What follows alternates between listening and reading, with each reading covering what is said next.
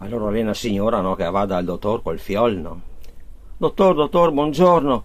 Sono qua col fio, come fio qua che c'è un periodo che ha tutta la faccia piena di brufoli. A scuola, e lo c'ho in giro tutti i giorni, e proprio dai una occhiata. Allora guarda, ma quanti anni che ha suo fio?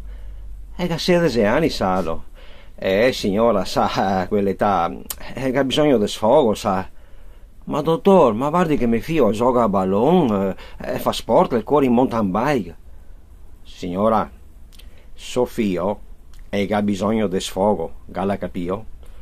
Ma dottor, ma come che ripeto, ma guardi che mio figlio fa palestra, in bicicletta, ballon, fa di tutto e di più, salo.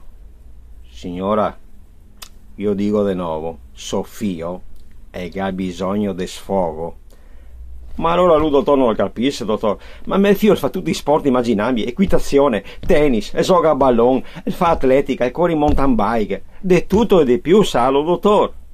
Signora, suo figlio ha bisogno di sfogo. Ah, ma dottor, ma allora, dottor, non so, fa tutti i sport immaginabili, corre in bicicletta, equitazione, palestra, gioca a ballon, e fa di tutto e di più. Signora, io dico per l'ultima volta, suo figlio ha bisogno di figa. Ah sì, dottor, mi dica, sì? Sì. Ma scusi, la mutua la passeo? Sì, signora, la mutua, sì. La mutua passa un caso. Ah, allora, dottor, 10 risette anche per me, salo, grazie.